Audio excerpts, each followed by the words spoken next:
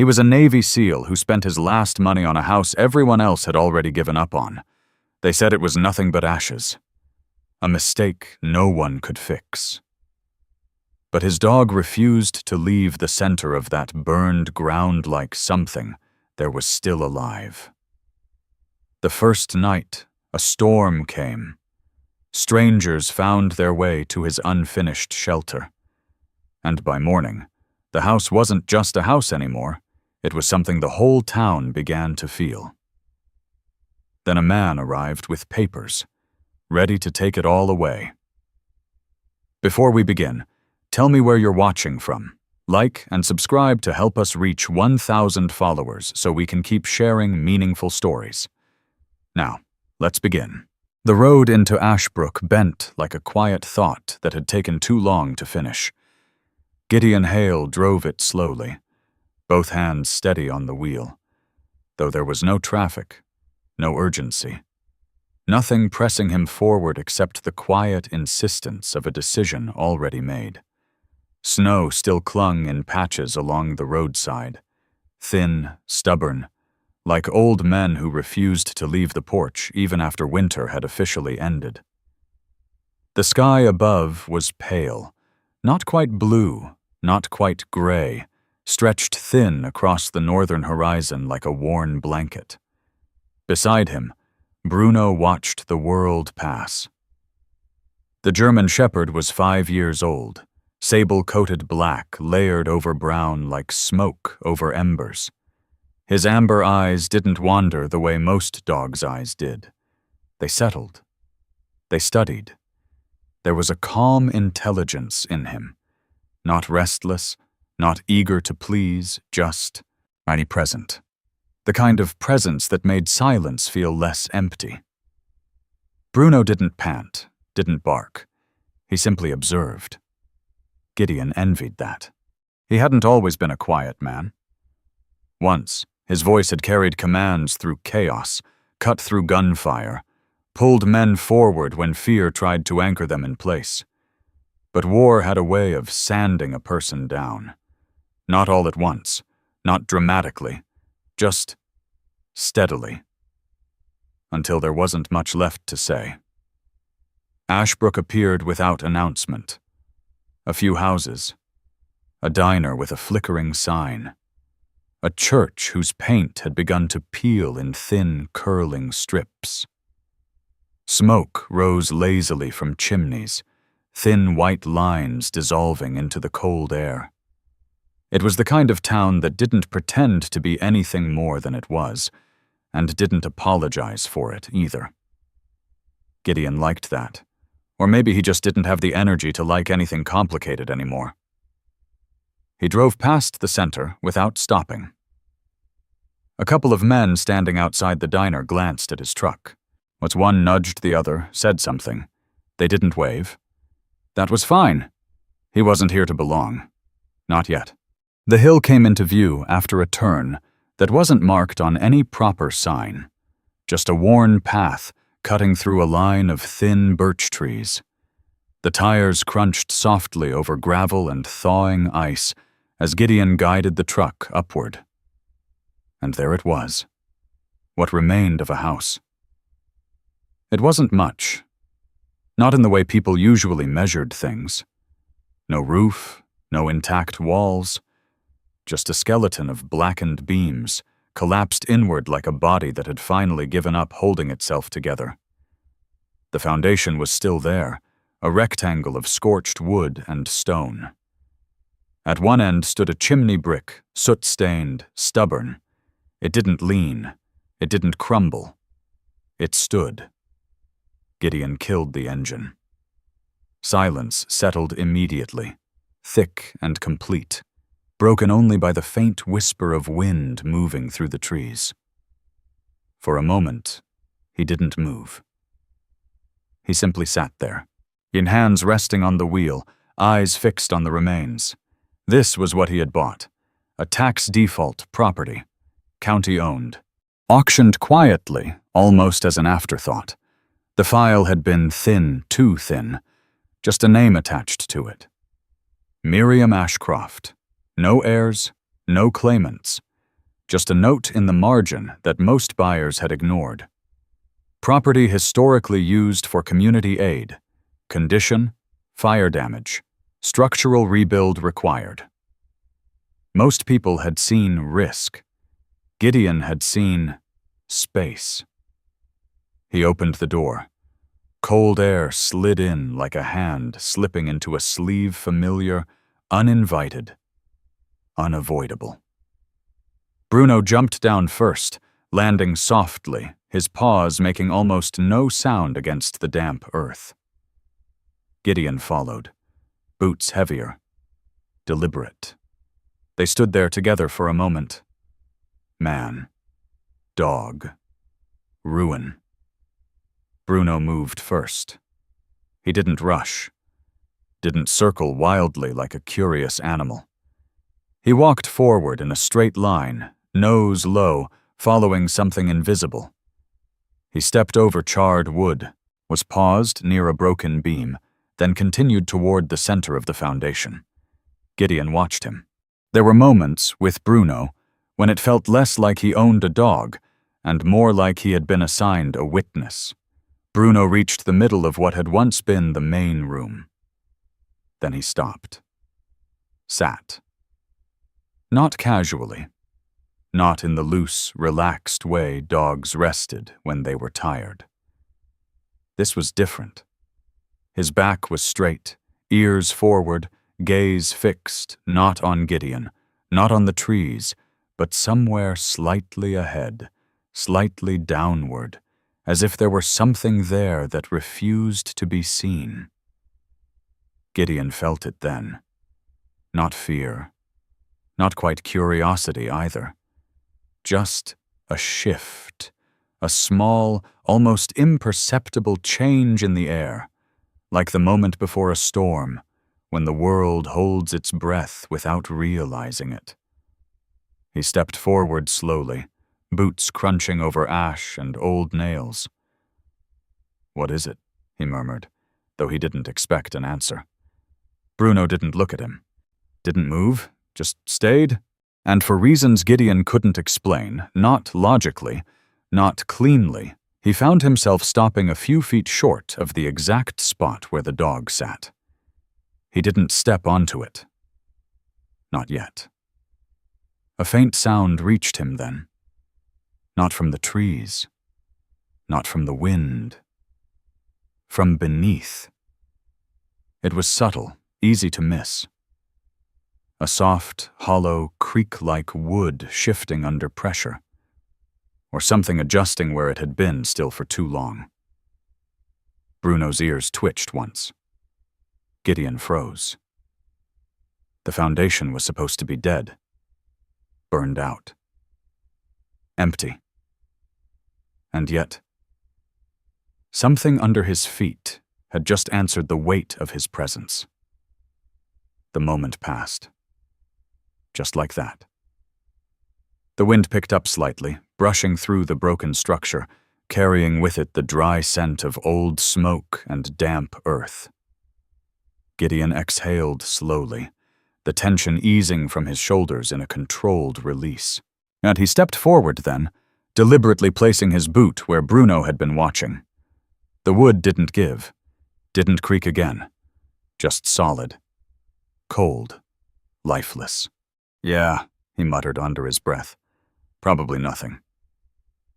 He didn't quite believe it, but belief had never been something he trusted much anyway.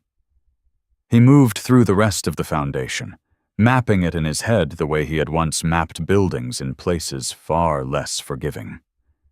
Entry points, weak spots, load-bearing remnants. The chimney stood at the far end, its bricks darkened but intact. He ran a hand over it. The surface was rough, warm only where sunlight touched it. Still standing. That mattered. Behind him, Bruno had finally shifted. The dog rose, stretched once, then followed Gideon at an easy pace, as if the moment in the center had been noted, and filed away. They walked the perimeter together. Gideon crouched once, picking up a piece of charred wood. It was lighter than it should have been, brittle at the edges, and he turned it in his hand, thumb brushing over the blackened grain. Most people would see damage. He saw material. Not all of it was lost. Not all of it needed to be thrown away. He stood, tossing the piece aside gently rather than discarding it. "I'm not tearing it all down," he said aloud, more to himself than to Bruno. "Not everything." Bruno glanced up at him briefly, then looked back toward the center, as if he already knew. Gideon walked back to the truck, opened the bed, and pulled out a small metal toolbox. The weight of it was familiar. Grounding. Tools made sense. Wood made sense. Effort. Time. Structure. Those were things that obeyed rules. People didn't. War didn't. But this? This he could understand. He set the toolbox down near the edge of the foundation and looked out over the hill. From here, the lake was visible in the distance, its surface pale and still, reflecting the washed-out sky. Trees lined its edges, tall and quiet, their branches barely moving. It was a good place. Quiet enough. Far enough. For a moment, just a moment, Gideon allowed himself to imagine it finished. A roof. Walls. Light from a window spilling onto the ground at dusk. A fire burning inside. Not destructive this time, but controlled, contained, useful. Warmth. The image didn't feel unrealistic. It felt earned. Behind him, Bruno returned to the center once more, circling once before settling down again in the exact same spot. Gideon didn't stop him this time. He just watched. The dog lay there like a marker placed by something older than either of them, not claiming the space, but recognizing it. That was enough. Gideon picked up a crowbar, drove its edge under a loose board, and began. Each movement was deliberate, measured. No wasted force. The kind of work that didn't demand speed-only persistence. The first board came loose with a dry crack. Ash lifted into the air, catching sunlight in thin, drifting lines. Something old was being disturbed. Something that had waited. Gideon didn't rush, didn't speak. He just kept working. And as the sound of wood being pulled apart echoed softly across the hill, Ashbrook quiet, watchful Ashbrook began, without knowing it, to pay attention. Morning came without ceremony. No sunrise worth remembering. No dramatic light spilling across the hill. Just a slow, pale brightness that crept into the sky as if even the sun wasn't in a hurry to arrive. The air carried that particular northern chill, the kind that didn't bite but settled into your bones and waited. Gideon was already awake. He hadn't slept much. Not because of discomfort, the back seat of the truck had been worse before, but because silence, real silence, had a way of waking things inside him that noise used to keep buried.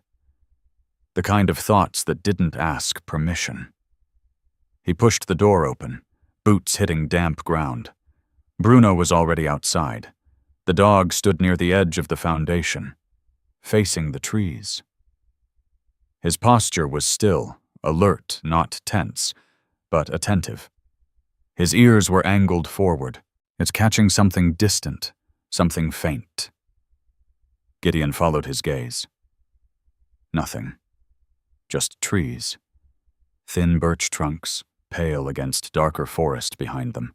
Wind moved lightly through branches, making a soft whispering sound that could almost pass for speech if a man had been alone long enough. "Nothing there," Gideon said quietly. Bruno didn't react. That, Gideon had learned, didn't mean Bruno disagreed. It just meant the dog didn't feel the need to argue. Gideon rolled his shoulders once, then turned back toward the foundation. Work. That was something he could control. The first hour passed in steady motion. He moved boards, sorted debris, stacked anything salvageable to one side. The rhythm came back to him easily, the physical repetition, the measured use of force, the constant assessment of structure and weakness. It wasn't so different from clearing a room, from moving through wreckage overseas. Only this time, nothing was trying to kill him. That difference mattered. Bruno stayed close, not interfering, not wandering far. Every so often he would pick something up. A glove Gideon had dropped, a loose strap, and bring it over with quiet purpose. No excitement, just assistance, a working partner. Gideon crouched near the edge of the foundation, prying loose a warped beam. The wood resisted at first, then gave with a dull crack. Ash lifted, drifting in the air like faint gray snow. He paused, looked at the piece in his hands. Charred, yes, but not destroyed. The core was still solid. He set it aside carefully instead of tossing it. Not everything needed to be replaced. Some things just needed time and pressure in the right places. By mid-morning, the sound of an engine climbed the hill. Gideon didn't look up immediately. He finished setting a beam down, wiped his hands on his pants, then straightened. A pickup truck, older than his, paint faded, a body carrying more years than it bothered to hide, rolled to a stop a few yards away. The man who stepped out looked like he belonged to the truck the way bark belongs to a tree. Elias Boone.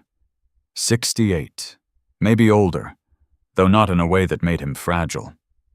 He was tall, in a weathered way lean, but not weak, shoulders still holding memory of strength. His face was carved by time, deep lines around the mouth, eyes narrowed not by suspicion, but by habit. A gray beard, uneven and practical, covered his jaw. His hands, large, rough, scarred, were the kind that had built things long before anyone thought to call it a profession.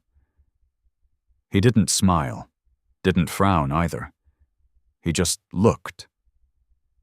At Gideon. At the foundation.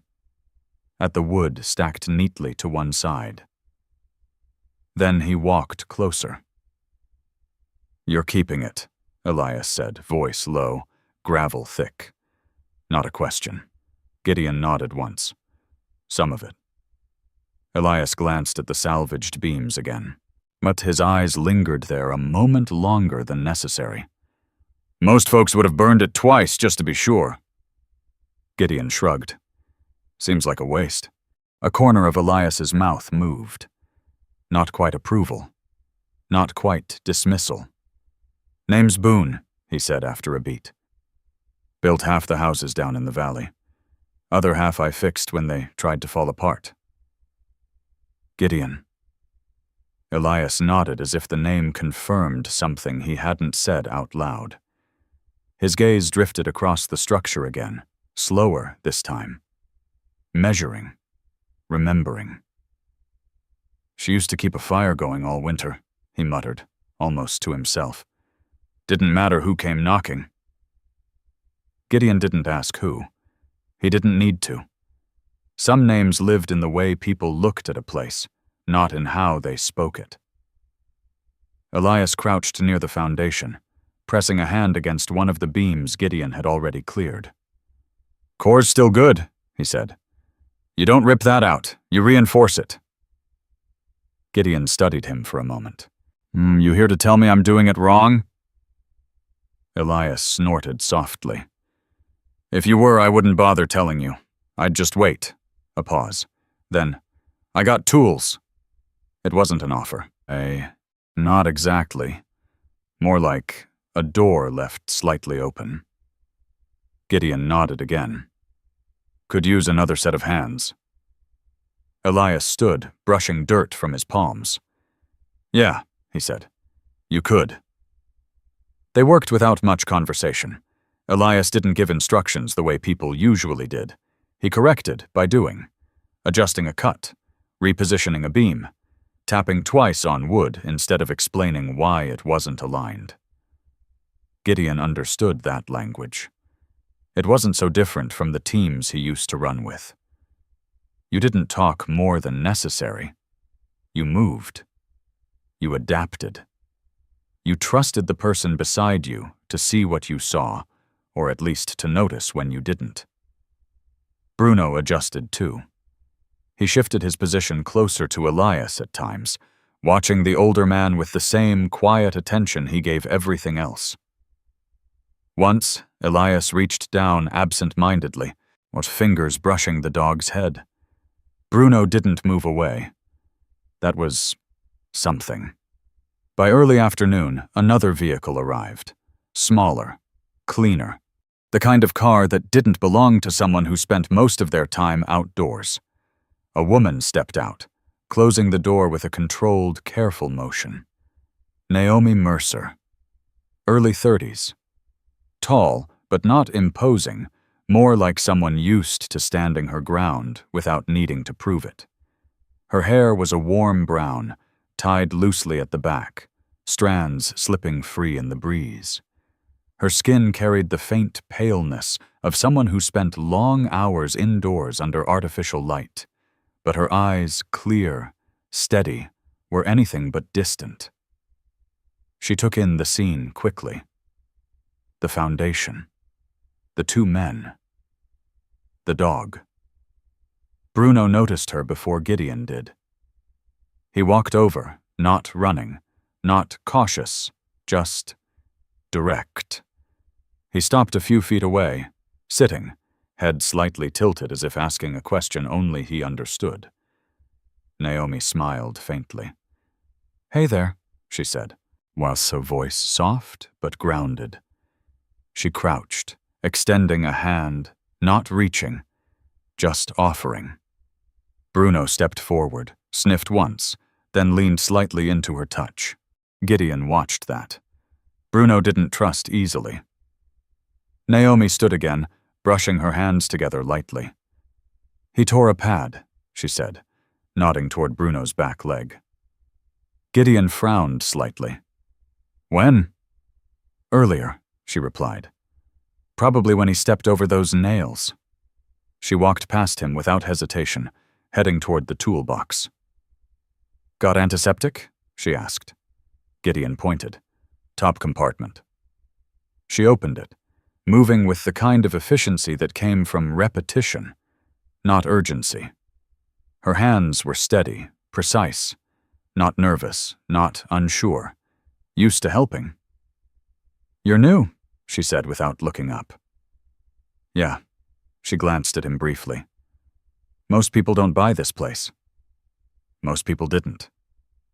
Another faint smile. Fair enough. As Naomi cleaned Bruno's paw, the dog suddenly stiffened. Not from pain. His head turned sharply, not toward the road. Not toward Elias, but back toward the center of the foundation. The exact same spot. His ears rose, a low sound, barely a growl vibrated in his chest. Naomi paused mid-motion. "What is it?"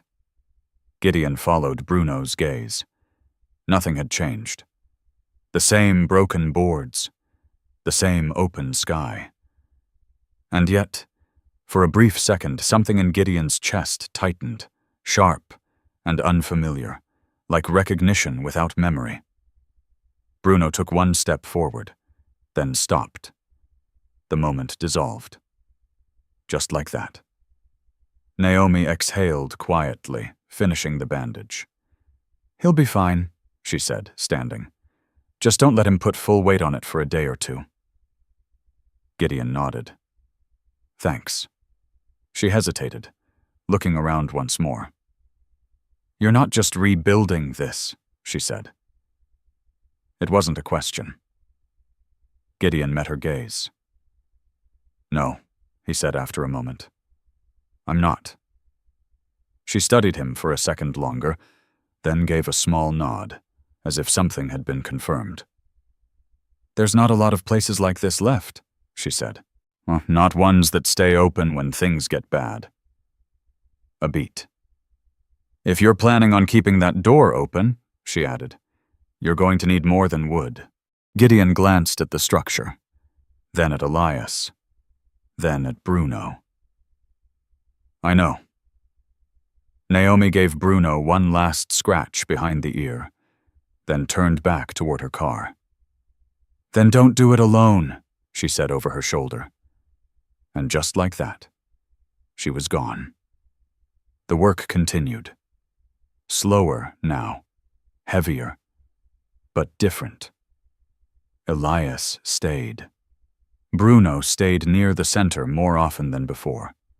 And Gideon no longer felt like he was working on something empty. Each beam he lifted, each nail he pulled, each piece he chose to keep instead of discard. It all began to take shape, not just as a structure, but as something that remembered, something that waited. By late afternoon, clouds began to gather. The light shifted, softening, flattening the edges of everything. Wind picked up slightly, carrying with it a deeper cold. Gideon stood at the edge of the foundation, there looking out over the hill. The lake in the distance had turned a dull silver. Behind him, Bruno lay in the center. Still, present. Elias leaned against one of the remaining beams, arms crossed. You planning on sleeping in that truck again? He asked. Probably. Elias grunted. Storm's coming. Gideon nodded. He could feel it too. Not in the sky, in the air, in the way everything seemed to tighten just a little. He looked back at the foundation, then at the half-formed structure taking shape from it. No, he said after a moment. Elias raised an eyebrow. Gideon picked up a tarp, moving toward the frame they had started. Not tonight. The storm did not arrive with violence. It came the way winter often did in the north, quiet at first, almost polite, as if asking permission before taking over everything it touched. By dusk, the wind had changed. Not louder, just heavier. Gideon felt it in the way the air pressed against his chest when he stepped outside. The sky had flattened into a pale, endless gray, swallowing depth and distance alike. The lake beyond the hill was no longer visible, only a faint suggestion of something where something used to be. Inside the half-built structure, the tarp Gideon had secured stretched tight across the beams, snapping occasionally like a restrained animal testing its leash. It would hold. He had made sure of that. He always did. Bruno lay near the center of the foundation, front paws crossed, eyes half closed but not asleep. He never truly slept when the world felt wrong. His ears flicked now and then, tracking sounds beyond human range, the shifting of branches, the whisper of snow beginning to fall in thin, almost invisible grains. Gideon adjusted the last knot on the tarp, pulling it tighter against the frame Elias had helped him build earlier. You've done worse with less, he muttered under his breath. Not a boast. A reminder. Behind him, the dog stood. Bruno moved toward the entrance, if it could even be called that yet, and stopped just inside the threshold. His posture was different now, not alert in the sharp, reactive way. Not tense. Anchored. Gideon noticed that. He didn't comment on it. Instead, he stepped back, scanning the structure once more. The beams held. The joints were crude but stable. The ground beneath was still uneven, still carrying the scars of fire, but it was solid. Solid was enough. For now. The first knock came just after full dark. It wasn't a knock, not exactly. More like hesitation shaped into sound. A dull thud against the side of the truck, followed by silence. Gideon's head lifted immediately. His body shifted. Not dramatically, not visibly to anyone else, but internally, every line of him aligned toward attention. Bruno didn't bark. He turned. That was enough. Gideon stepped outside. The wind cut sharper now, carrying fine snow that stung the face more than it soaked. Visibility had dropped. The world beyond a few yards was blurred into shifting white. A figure stood near the truck, small, uncertain, a woman. She held the door frame of the truck with one hand, as if it were the only thing keeping her upright. Gideon approached slowly, boots crunching over thin ice. "You all right?" he asked. The woman turned toward him. Lena Voss, late 20s, maybe younger, but exhaustion had a way of adding years where time hadn't. She was slight thin in the way that suggested not neglect, but strain. Her dark hair clung damply to her face, strands frozen at the edges. Her skin was pale, flushed unevenly by cold and effort, but it was her eyes that stood out wide, alert, carrying that particular sharpness of someone who had learned not to trust the world to stay still. There was a child in her arms, wrapped in layers that weren't enough. The boy, 3, maybe 4, was quiet. Too quiet. His small face was pressed against her shoulder, breath shallow but steady, eyes closed. Gideon didn't ask questions. He stepped aside. "Inside," he said. Lena hesitated, only for a second. Then she moved. Inside, the air was only slightly warmer, but out of the wind, it felt like a different world. Gideon grabbed a thick blanket from the truck, handing it over without ceremony. Lena took it with trembling hands, wrapping it tighter around the boy. "His name is Micah," she said, voice low, like she was afraid speaking too loudly might break something. Gideon nodded once. "Sit," he said, gesturing toward a makeshift bench, 2 stacked boards, stable enough. She lowered herself carefully, holding the boy close, rocking slightly without realizing it. Bruno approached slowly. He did not go straight to the child. He stopped a few feet away, watching. Then, after a moment, he stepped closer and lay down beside them, close enough to share warmth, far enough not to intrude. Micah stirred, just slightly. His small hand moved, fingers brushing against Bruno's fur. The dog did not move, did not flinch. Just stayed. Lena noticed that. A small, fragile breath of relief left her. "I didn't know where else to go," she admitted, almost apologetically. Gideon didn't answer. He understood the sentence without needing to respond to it. Word didn't spread like fire. It spread like breath on cold glass. Slow, quiet, unmistakable. By the time the wind had fully settled into its rhythm steady, and relentless another vehicle made its way up the hill. Headlights cut through the white, hesitant at first, then more certain. Gideon stepped outside again. The truck that arrived belonged to someone who had lived in Ashbrook long enough for the town to stop noticing him. Owen Pike, 41. Broad-shouldered, thick-built, the kind of man who carried strength, not as a statement, but as a default. His beard was trimmed but uneven, like he did it himself, and didn't particularly care how it looked. His face was open in the way of someone used to being read easily. No masks, no careful distance. He stepped out, pulling his coat tighter against the wind. "Heard you got someone up here," Owen called, voice raised just enough to carry. Gideon nodded. Owen glanced toward the structure, then back at Gideon. "You're planning to keep this open tonight?" It wasn't a challenge, just a question that needed a real answer. Gideon looked past him, at the storm building over the hill, twas at the road already beginning to blur into white, then back at the half-built shelter, then at Bruno, visible just inside, still lying beside Lena and the child.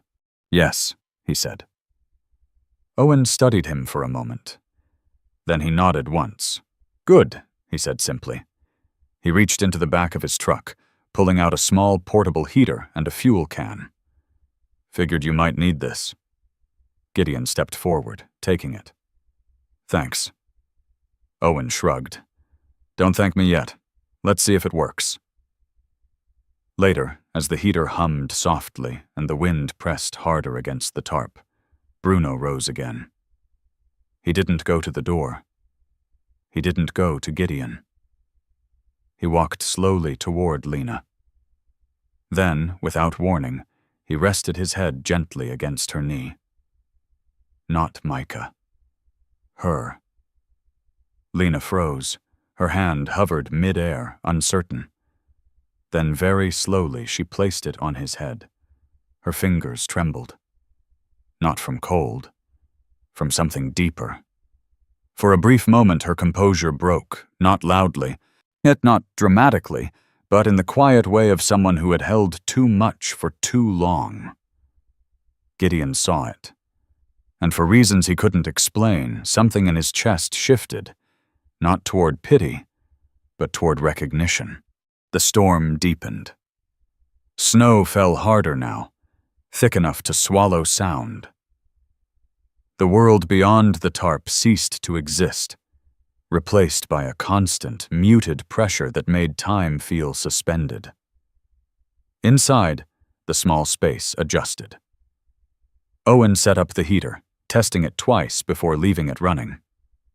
Elias arrived not long after, carrying extra wood and muttering about idiots who build half a roof and call it shelter, though he stayed. Naomi came too. She moved immediately to Lena and Micah, checking the boy's breathing, his temperature, her hands steady, her voice calm. She didn't ask questions either. Not yet. That would come later, when survival wasn't the only priority. The space filled.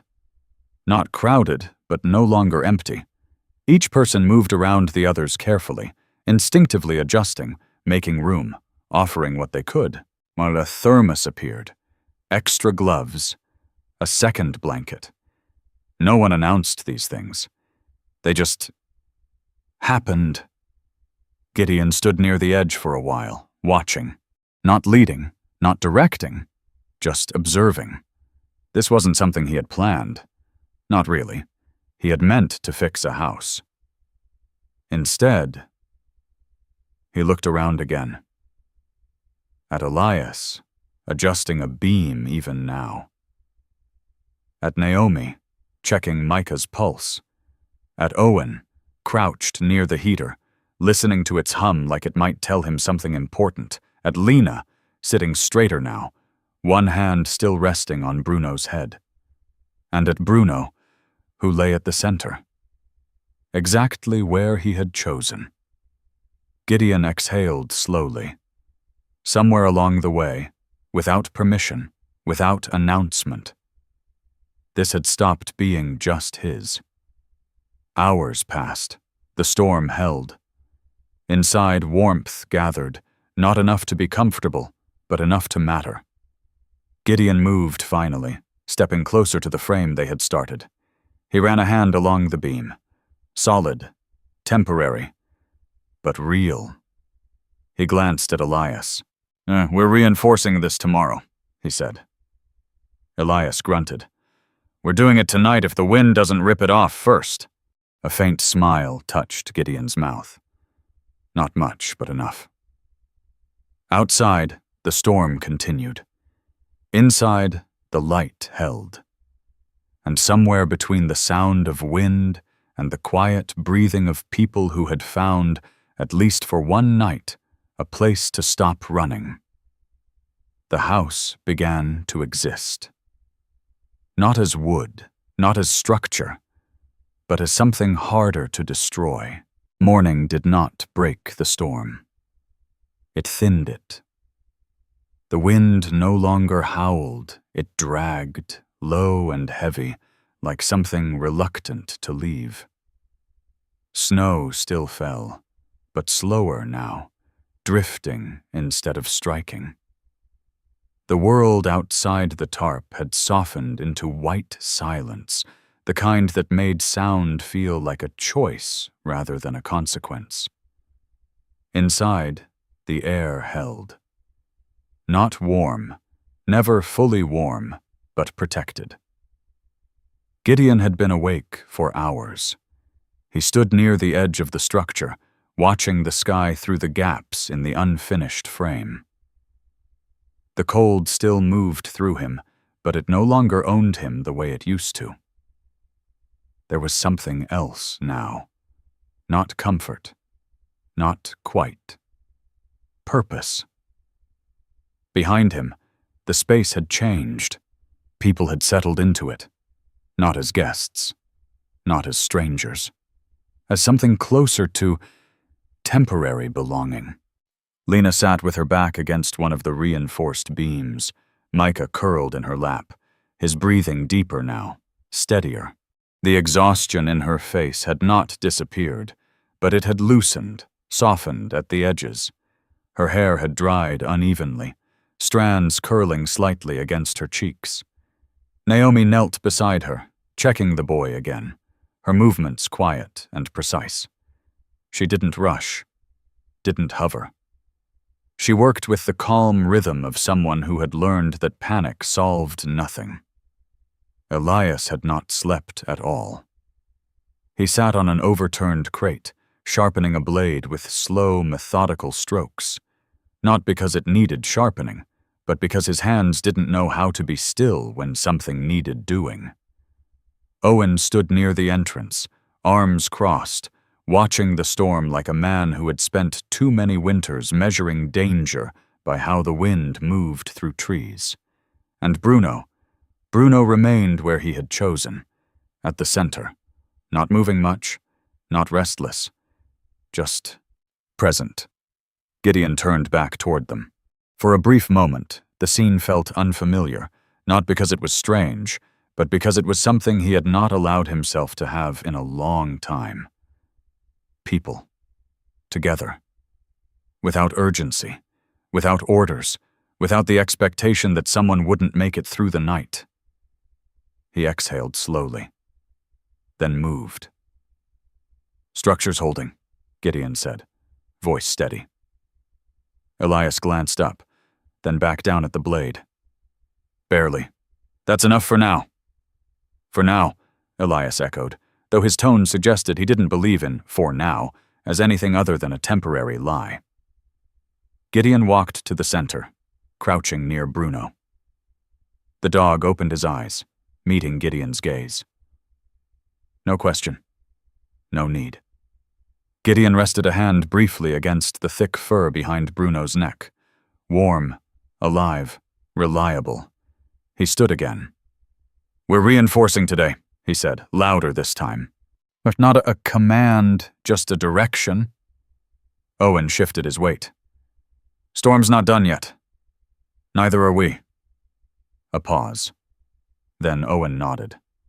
That was enough. The work began without announcement. It always did. Elias took the lead on the structure-adjusting angles, reinforcing joints, checking the weight distribution of the tarp under accumulating snow. He didn't explain much. He simply moved, expecting others to follow or learn. Gideon worked beside him, matching pace. Not competing. Not questioning.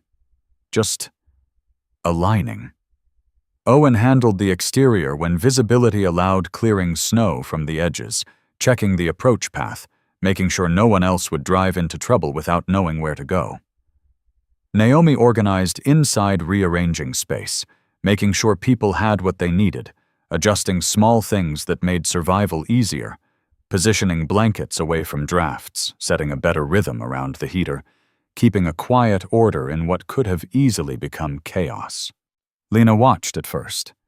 Then slowly she joined, not in large ways, small things, holding a beam steady, passing tools, adjusting a blanket so someone else wouldn't feel the cold as sharply. It was hesitant at first, then steadier. Hours passed like that, measured not by time, but by progress. A beam secured, a joint reinforced, A wall line defined where there had been none. The structure began to look less like a temporary hold and more like something that intended to stay. Gideon stepped back once, looking at what they had done. It wasn't much, but it wasn't nothing. And that mattered. Bruno rose without warning. Not abruptly, not alarmed. Just certain. He walked slowly toward the far edge of the foundation, the side where the chimney stood. His steps were deliberate, each placement exact. He stopped near a section of floor Gideon hadn't touched yet, one of the darker patches, where the wood had burned deeper, yet where ash still clung in thin layers despite the clearing. Bruno lowered his head. Not to sniff. Not quite. More like listening. Then he tapped the ground once with his paw, soft, controlled, and looked back at Gideon, not waiting, not asking, just showing. Gideon didn't move immediately. Something about the gesture held him in place. Not fear, not urgency, but a quiet insistence that this moment mattered. He walked over, crouched, pressed his hand lightly against the surface. Cold. Still. But beneath that, there was a difference. Subtle. Almost nothing. But not nothing. He didn't speak. Didn't call the others. He simply stood again. And for the first time since arriving in Ashbrook, he allowed a thought to form fully, without pushing it away. This place is not finished telling its story. He turned back toward the others. After this, he said evenly, we clear that section. Elias glanced over. Why? Gideon held his gaze for a moment. Then, because it hasn't been checked yet. Elias studied him, then nodded. That was enough. By late afternoon, the storm had begun to break. Not completely, but enough for light to return in thin streaks through the cloud cover. The world outside regained edges. Distance came back. The lake appeared again faint, but real. Inside, the space felt different. Not just because of the work, because of what had settled into it. People moved more easily now, spoke more. A quiet laugh from Owen at something Elias muttered. Naomi explaining something softly to Lena. Micah awake, sitting upright now, watching Bruno with careful curiosity. Bruno, for his part, allowed it. The boy reached out again, fingers brushing fur. This time, he smiled. Small, but real. Gideon saw that. And something in him eased, not fully, not permanently, but enough to notice. He stepped outside for a moment. The air was still cold, but it no longer pressed the same way. The storm had spent itself. What the hill stretched out before him, white and quiet. Behind him, the structure stood, stronger than it had that morning, not complete, but standing. He turned back. Looked at the doorway. No door yet. No frame. Just space. Open. He could close it later. Make it solid. Private. Safe. The thought came easily. Then passed. He stepped back inside. We need a central table, he said suddenly. Elias looked up. For what? Gideon glanced at the stack of salvaged wood. For people. Owen snorted softly. That's one way to say it. Naomi smiled faintly. Lena didn't speak, but her eyes followed Gideon in a way they hadn't before. Understanding. Or maybe just hope. Gideon moved toward the salvaged beams, picked one up, turned it in his hands. Charred on the outside. Strong within. He set it down carefully, measured, Not with tools, with instinct. Elias watched him for a moment, then stood. "All right," the old man muttered. "Let's see if you can build something that doesn't fall apart." Owen stepped closer. Naomi shifted the space. Even Lena stood. And Bruno. Bruno returned to the center, laying down, as if holding the place together while the rest of them learned how. Outside, the storm faded. Inside, something else began. Not loud, not dramatic, just steady, like a heartbeat that had been weak and had decided, quietly, to keep going. The storm left quietly, not with a final roar or a dramatic clearing, but with a slow withdrawal, like a tide slipping back into itself, leaving behind a world that looked the same, but wasn't. Morning light returned in fragments, thin beams through broken clouds, a pale glow over snow that had settled into soft, uneven layers across the hill. The trees stood still again, their branches heavy but no longer strained.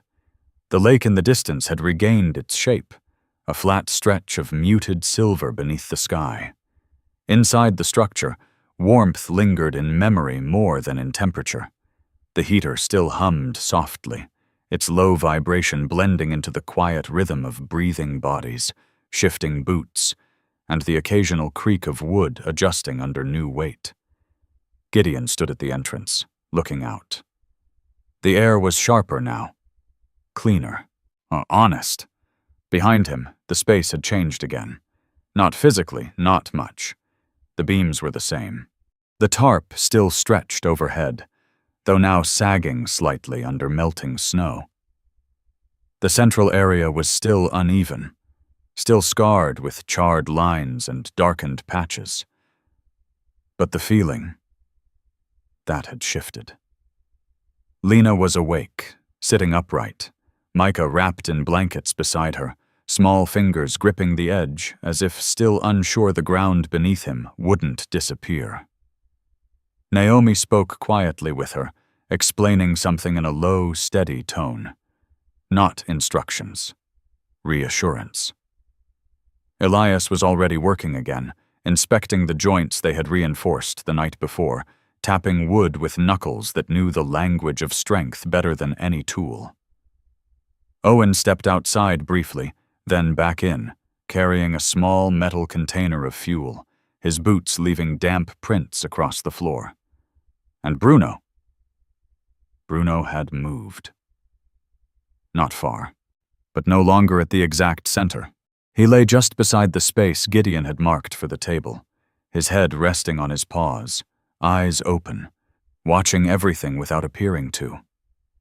Gideon noticed that. He always did. "You're not sleeping," Naomi said quietly as she approached him. Gideon didn't turn. Didn't need to. She stepped beside him, arms folded loosely against the cold. "You always say that," she replied. It wasn't a challenge, just an observation. Gideon glanced at her briefly. "You always check anyway." A faint smile touched her lips. "Yeah," she said. "I do." Silence settled between them. Not uncomfortable, not heavy. Just present. Naomi looked out over the hill. "This place," she said after a moment, "it changes people faster than most." Gideon didn't answer. He wasn't sure if she meant him or everyone else. By mid-morning, the first signs came. Not loud. Well, it's not obvious. Just small shifts. A vehicle slowing on the road below, another passing more slowly than necessary.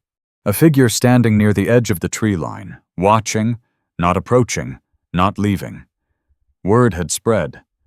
Not in the way stories did, exaggerated and twisted, but in the way truth traveled in small towns, through glances, through quiet conversations, through the kind of silence that meant something had happened, and people didn't know what to do with it yet. Gideon felt it. the attention. Not hostile, not welcoming either, just aware. Elias noticed it too. "They'll start talking now," the old man muttered, adjusting a beam. "They already are." Elias snorted softly. "Talking's easy. What matters is who listens." Gideon leaned against one of the posts, watching the road below. "Doesn't change anything." Elias paused, looked at him, then went back to work. "No," he said. "It doesn't." But the way he said it suggested something else entirely. The truck arrived just past noon. New, clean, out of place. It didn't struggle up the hill like the others had. It moved smoothly, deliberately, as if the road belonged to it. Gideon straightened before it even stopped. Bruno stood, not tense, but alert. The engine cut. The door opened. And the man who stepped out looked like he had never once needed to earn his space in a room. Cliff Redden, mid-40s. Tall, broad in a polished way, not built from labor, but from time spent maintaining appearance. His coat was expensive, dark wool cut sharp at the shoulders. His hair was neatly trimmed, dark with just enough gray to suggest experience rather than age. His face was clean-shaven, features defined but softened by the kind of confidence that came from rarely being challenged. His eyes were the only thing that didn't match the rest. Too still. Too measuring. He closed the door of the truck with quiet precision, then walked forward. Was each step placed carefully, as if he were already deciding what this land would become beneath his feet. Gideon didn't move. Elias stopped working, stopped. Owen shifted his stance slightly. Naomi stepped back, instinctively placing herself closer to Lena and Micah. Bruno remained beside Gideon. Cliff smiled. It wasn't wide, not warm, just appropriate. "Gideon Hale," he said, voice smooth, controlled. "I was hoping we'd meet." Gideon nodded once. "You found me."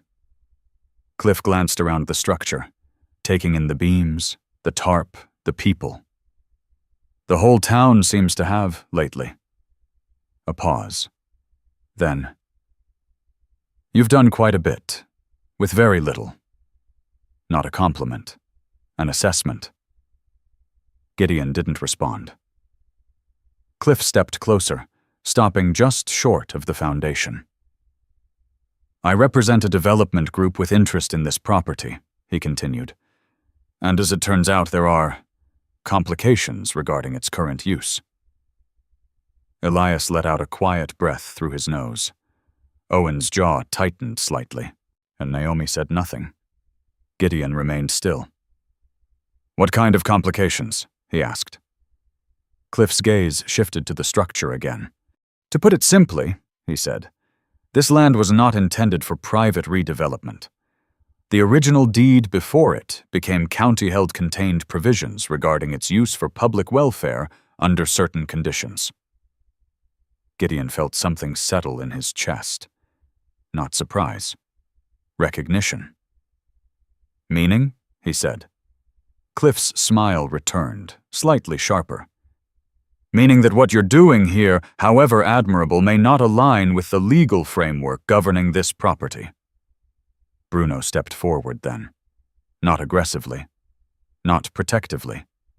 Just forward. He stopped between Gideon and Cliff, and for the first time since the man had arrived. Cliff hesitated. It was brief, almost invisible, but it was there. His eyes dropped, not in fear, but in calculation. Measuring something he hadn't expected. Bruno didn't growl, didn't bare teeth. He simply stood, still, unmoving. And in that silence, something shifted, not in the air, not in the structure. In the balance between two men who had just realized this wasn't going to be simple, Cliff straightened, adjusted his coat slightly. Recovered. As I was saying, he continued, tone unchanged, there are options available. Solutions that would benefit everyone involved. Gideon crossed his arms. I'm listening. Cliff nodded. We could acquire the property, he said. Ensure proper development, infrastructure, safety. You would be compensated, of course, generously. Elias let out a dry laugh. Owen didn't. Naomi's eyes stayed on Gideon. Lena held Micah closer. Gideon looked past Cliff, at the structure, at the beams they had built, at the space where people had slept, at the place Bruno had chosen. Then back at Cliff. And if I'm not interested? Cliff's smile didn't fade, but something behind it did. Then, he said calmly, shall we pursue legal clarification, which may result in a temporary suspension of activity here until ownership and usage are resolved. A pause. Snow shifted lightly under the wind. And that, Cliff added, would include restricting access to the property. Silence followed. Not empty, full. Gideon didn't answer immediately. He let the words settle. Let the implications take shape. Not in his head, in his chest. Because that was where decisions like this actually lived. He exhaled slowly. Then, no, he said. Cliff tilted his head slightly. No, to which part? Gideon's voice didn't change. All of it. Cliff studied him. Longer this time, as if trying to determine whether this was stubbornness or something else. Then he nodded once. Very well, he said. He turned. Walked back toward his truck. Paused at the door. Just remember, he added without looking back, intent doesn't always outweigh structure. Then he got in. The engine started. The truck rolled away. But the hill fell quiet again. But not the same quiet. Not the kind that comes before something begins. The kind that comes after something has already started, and cannot be undone. Gideon stood there for a long moment, then turned back. The structure was still there. The people were still there. Bruno returned to his side. Naomi stepped forward slightly.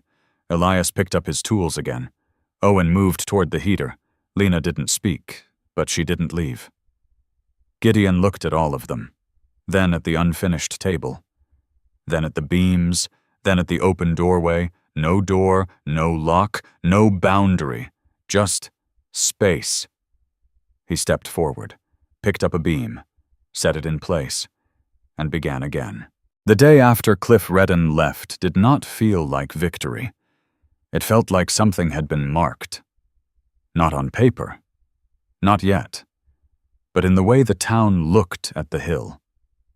The air carried a different weight that morning. Not the cold of winter, but the quiet tension of people who had begun to understand that something mattered and might be taken. Gideon noticed it in the road first. More vehicles. Not stopping. Just slowing. Looking. Then moving on. He didn't wave. Didn't acknowledge. He simply worked. The structure had changed again overnight. Not physically, at least. Not in ways that would impress anyone who measured things by finished walls or painted surfaces. But inside, the space held memory now. The faint scent of smoke mixed with damp wool, the lingering warmth where bodies had gathered. At the subtle arrangement of objects left behind, a cup set slightly off-center, a folded blanket not quite returned to its original place, evidence, not of construction, of presence. Gideon ran a hand along one of the beams, feeling the roughness beneath his palm. Still solid, still holding. He nodded once to himself, then reached for another piece of salvaged wood.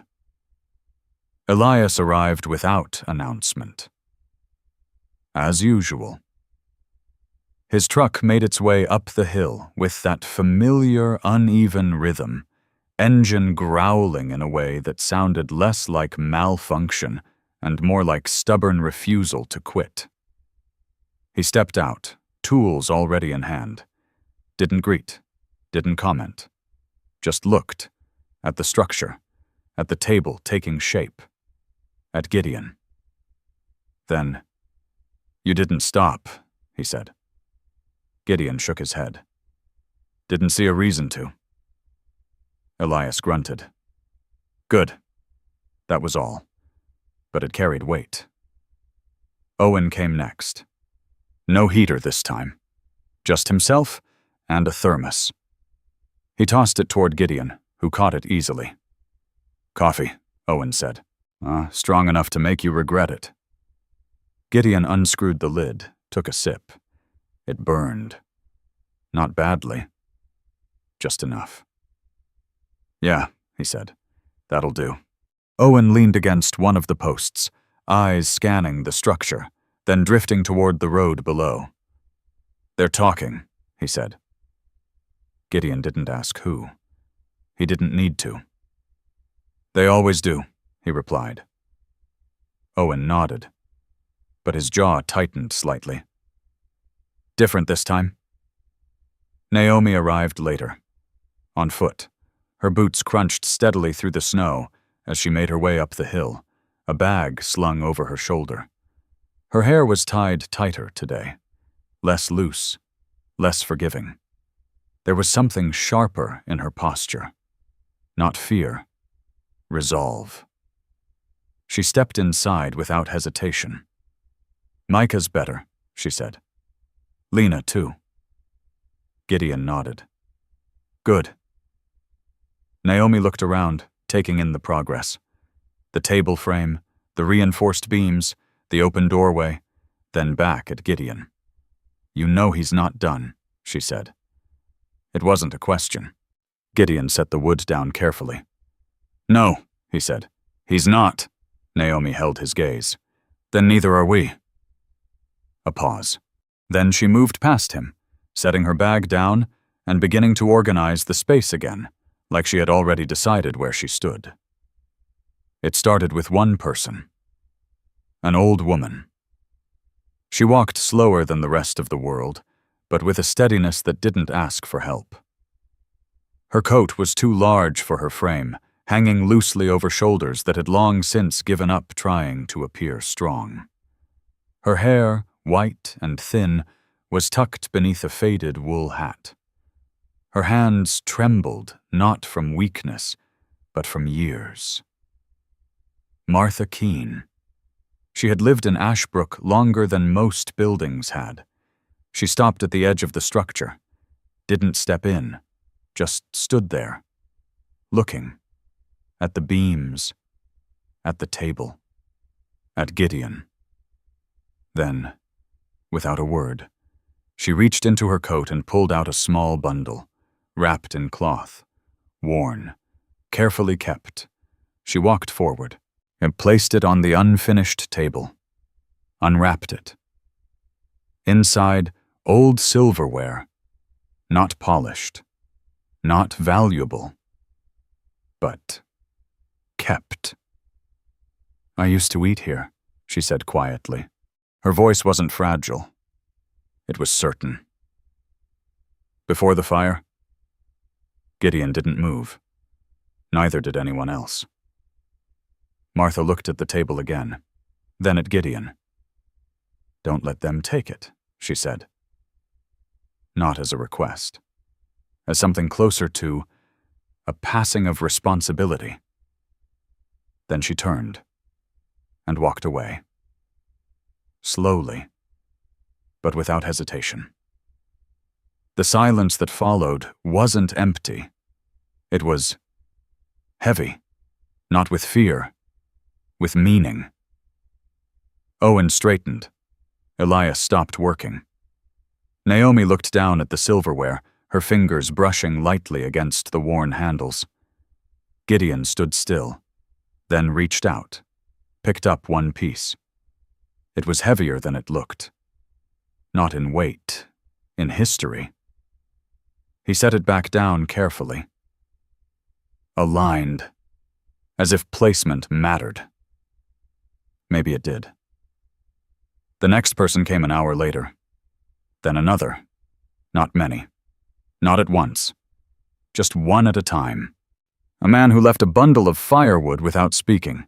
A teenage girl who dropped off a box of canned food, eyes darting quickly as if unsure she was allowed to be there. A middle-aged couple who stood at the edge, said nothing, but stayed long enough for their presence to count. No announcements. No speeches. Just small acts. Elias watched it happen, shook his head once. Funny, he muttered. Takes a fire to burn a place down. Takes people this long to build it back. Gideon didn't answer. He was watching the table. The afternoon passed in steady rhythm. More wood, more hands, more quiet decisions made without needing to be spoken aloud. The table took shape. Not perfect, not smooth, but strong. Built from the charred pieces Gideon had refused to throw away. Each plank different, each mark visible. No attempt to hide what it had been, only to make it useful again. Ruth Bell arrived just before dusk. She walked with purpose, straight-backed, precise, her steps measured in a way that suggested she had spent most of her life navigating things that didn't forgive mistakes. Ruth Bell, early 50s. Sharp features, dark hair pulled tightly back, eyes that missed very little and forgave even less. She wore a long coat buttoned all the way up, not for warmth, but for order. She stopped just inside the structure, looked around once, took everything in, then focused on Gideon. You need to understand something, she said. No greeting, no introduction. Gideon nodded slightly. Go on. Ruth stepped closer. The original deed, she said, was never properly dissolved when the county took possession. That clause about community use it still exists. Owen shifted. Naomi turned. Elias listened. Gideon remained still. And? He asked. What Ruth's gaze sharpened. And you are the only person currently in violation of it, and the only person currently fulfilling it. A pause. Snow drifted softly outside. That makes this, she gestured around them, very difficult to take away. Legally. Gideon studied her. Difficult, he repeated. Ruth nodded once. But not impossible, she added. Then, her tone changed, slightly, almost imperceptibly.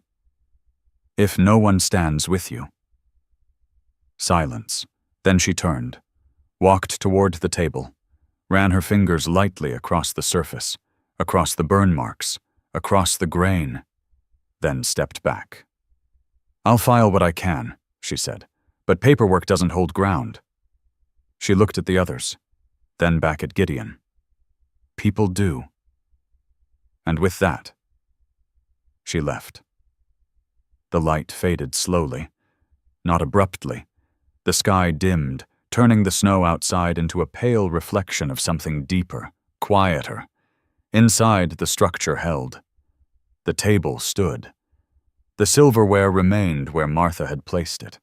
Gideon stepped forward, placed both hands on the table, felt the surface. Rough, uneven, real. He looked around. At Elias, at Owen, at Naomi, at the small things left behind by people who hadn't stayed, but had chosen not to ignore. Then, at Bruno, who lay beside the table now, Not in the center, but close enough. As if the center had shifted. Gideon exhaled.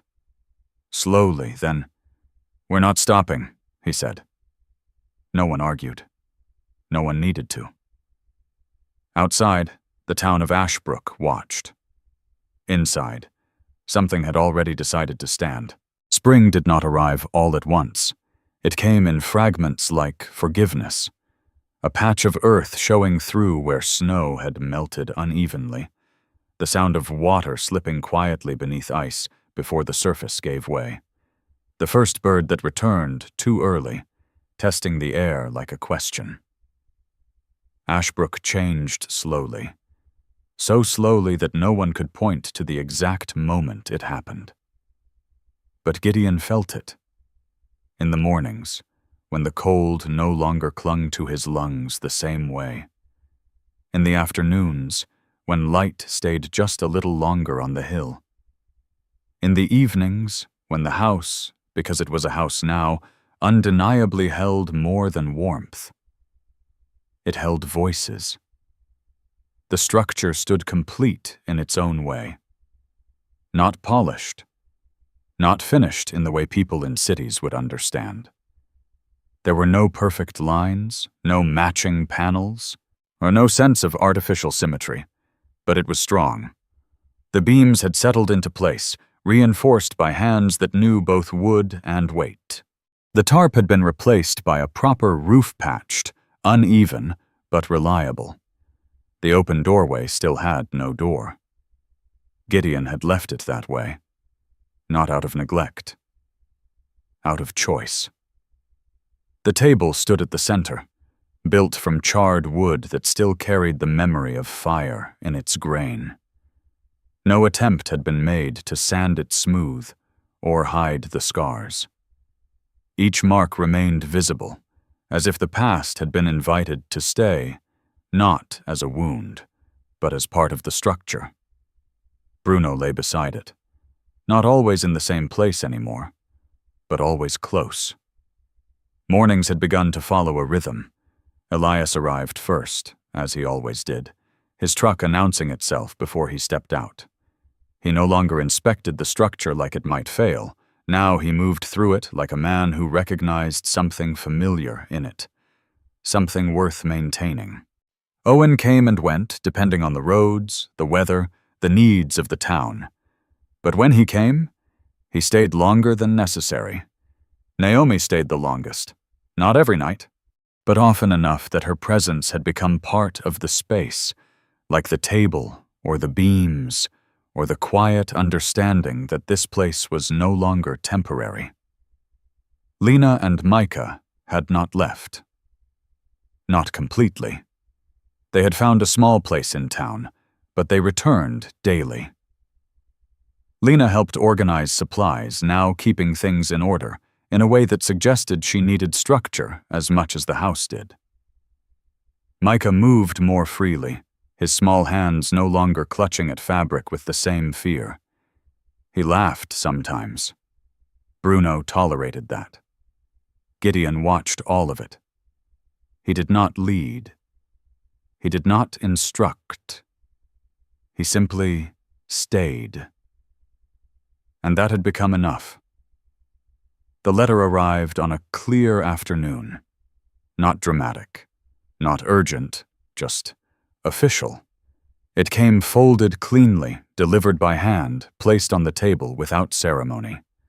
Gideon knew what it was before he opened it. He had been expecting something. He just hadn't known when. He unfolded it slowly. Read it once. Then again. Not because he didn't understand, but because understanding didn't always mean acceptance. Naomi watched him from across the room. "What is it?" she asked. Gideon lowered the paper slightly. "They're moving forward," he said. "Formal review. Possible claim on usage rights." Silence settled. Not shocked. Prepared. Elias didn't look up from his work. Owen's jaw tightened. Lena stilled. Micah didn't notice. Bruno did. The dog lifted his head, eyes fixed on Gideon, not reacting to the paper, but to the shift inside him. Gideon folded the letter carefully, set it on the table. Aligned, as if placement still mattered. Later that evening, when the others had drifted into quiet tasks and the light had softened into that pale gold that only northern evenings carried, Bruno stood. He moved not to the door, not to Gideon, but to the threshold, at the open space where a door should have been. He stopped there, sat, facing outward, not watching the road, not watching the trees, watching nothing, or everything. Gideon stepped closer, followed his gaze. The hill stretched out below, calm, untouched. But there was something in the stillness, something that didn't feel like absence, more like waiting. Bruno didn't move, didn't blink, just sat there, as if guarding something that hadn't arrived yet. Gideon felt it again, that quiet shift. Not fear, not anticipation, just the sense that whatever came next, this place would not face it alone. The days that followed did not bring immediate answers. No officials, no enforcement, just time. And in that time, people chose. Not loudly, not all at once, but steadily. Martha returned, this time with more than silverware. A small wooden box inside, old photographs, faded images of the house before the fire. People gathered, faces younger, softer. Evidence that what stood now had once held life before and could again. She placed them on the table, did not explain, did not need to. Others came, not all at once, but enough. A man who had once laughed at Gideon's decision now brought lumber from a dismantled shed. A woman who had never spoken to him before left jars of preserved food near the entrance. 2 teenagers arrived awkwardly, offering to help repair the outer frame. Each act small, each one deliberate. Ruth returned as well. Her steps were the same, measured, precise, but there was something different in her expression now. Not softer, more certain. "They're building a case," she said. Gideon nodded. "I figured." Ruth looked around the structure, at the table, at the photographs, at the people moving quietly through the space, then back at him. "You're going to need more than paperwork." Gideon met her gaze. "I know." Ruth nodded once. "Good." She paused, then added, "They won't expect this." She gestured not at the building, at the people. Then she left.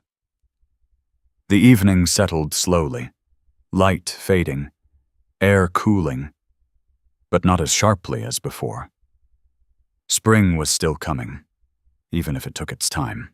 Gideon stood near the table again, hands resting on its surface. He looked at the wood, the burn marks, the uneven lines, then at the room, at Elias, at Owen, at Naomi, at Lena, at Micah, at Bruno, still near the doorway, still watching. There had been a time, not long ago, when Gideon had believed that staying anywhere too long was a mistake, that nothing held, that everything eventually broke, burned, disappeared. But this wasn't something he had found. It wasn't something he had taken. It was something that had formed around him, without asking, without permission. Naomi stepped beside him. "You could still leave," she said quietly, not pushing, not pleading, just stating a truth. Gideon nodded. "I could." He looked at the doorway, at the open space, at the hill beyond, then back at the table, and at the marks that had not been erased, at the people who had not walked away. "I'm not going to," he said. Naomi didn't smile. She didn't need to. Gideon moved. Picked up one of the remaining pieces of charred wood, walked toward the entrance, set it into place above the frame, not as a barrier, as a marker. Something that said, "This place exists. This place stays." Elias joined him without a word. Owen followed. Naomi adjusted the alignment. Lena held the beam steady. Micah watched. Bruno remained at the threshold. Together. They finished it. Not perfectly, not permanently, but enough. Above the entrance, carved into the wood, simple, unpolished. Clear. Hearth house. Beneath it, smaller, less certain, but still there, built from ash, kept alive by hands. The sun slipped below the horizon. Light faded, but the house did not go dark. Inside, the fire burned, steady, warm, alive. And out there, beyond the hill, beyond the town, beyond whatever came next, the world continued, uncertain, unpredictable, and unforgiving. But here, there was a place. Not perfect, not finished, but standing. And sometimes, that was enough to change everything. Sometimes, miracles don't arrive as light from the sky or voices in the wind. Sometimes they look like a man who refuses to walk away. A dog who stays when everything else leaves. And a place that was once broken, choosing to hold people again. Maybe God doesn't always change our circumstances overnight. Maybe He places us exactly where we're needed, even when we don't understand why at first. And through small acts, warm hands, open doors, quiet courage, He builds something greater than we ever planned. In our daily lives, we often wait for a sign, something big enough to prove that hope is still real. But what if the miracle is already there, in the chance to help someone, in the strength to stay when it's easier to leave, in the people who stand beside us when everything feels uncertain? If this story touched you, take a moment to share it with someone who might need a little hope today. Tell me in the comments where you're watching from, and what part of this story stayed with you the most. And if you believe in stories that heal, don't forget to subscribe so we can keep sharing more like this together. May God watch over you, protect your path, and bring warmth into your life, even in the coldest seasons.